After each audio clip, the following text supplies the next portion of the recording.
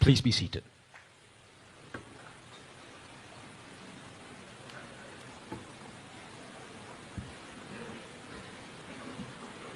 President Fidel Ramos, Sir, salamat po sa tulong mo making me President.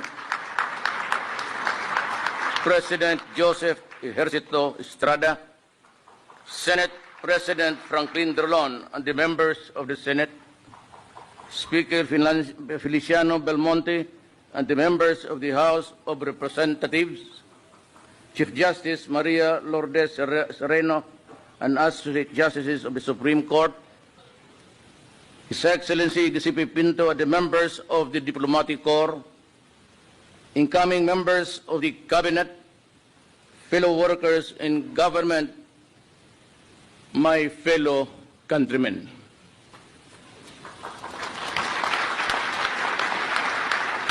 No leader, however strong, can succeed at anything of national importance or significance unless he has the support and cooperation of the people he is tasked to lead and sworn to serve. It is the people from whom democratic governments draw strength, and this administration is no exception. That is why we have to listen to the murmurings of the people, fear their pulse, supply their needs, and fortify their faith and trust in us whom they elected to public office.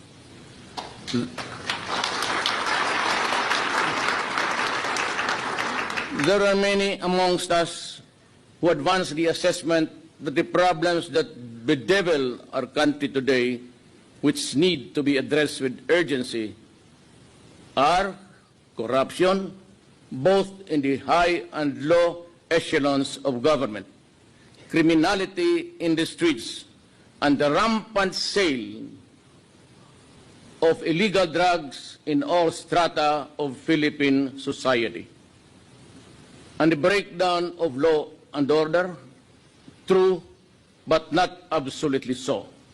For I see these ills and are symptoms of a virulent social disease that creeps and cuts into the moral fiber of Philippine society.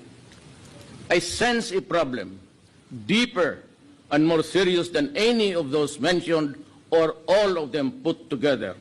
But of course, it is not to say that we will ignore them, because they have to be stopped by all means that the law allows. Erosion of faith and trust in government, that is the real problem that confronts us. Resulting therefrom, I see the erosion of the people's trust in our country's leaders, the erosion of faith in our judicial system, the erosion of confidence in the capacity of our public servants to make the people's lives better, safer, and healthier.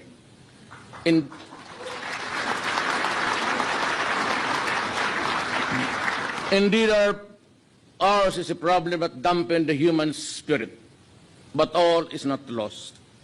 I know that there are those who do not approve of my methods of fighting criminality, the sale and use of illegal drugs and corruption. They say that my methods are unorthodox and verge on the illegal.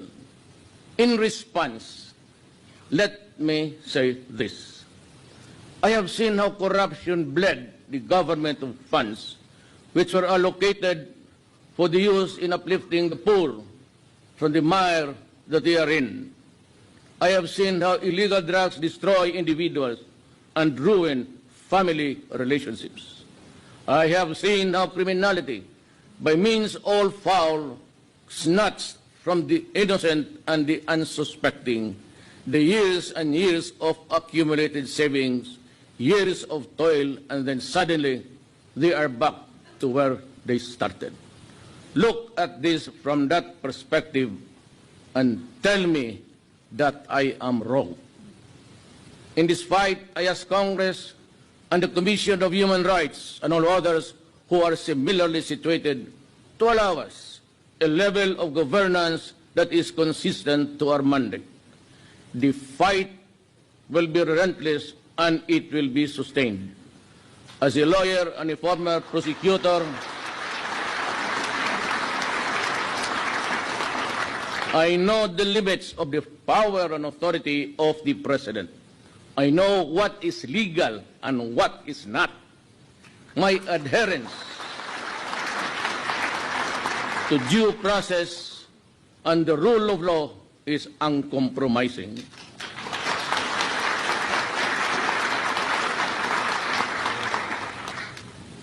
You mind your work, and I will mind mine.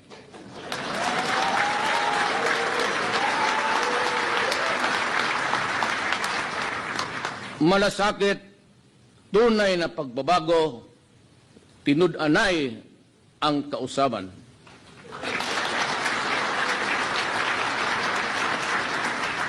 These are the words which catapulted me to the presidency. The slogans were conceptualized not for the sole purpose of securing the votes of the electorate. Tinud-anay ang kabaguhan, mao kani ang tumong sa atong gobyerno.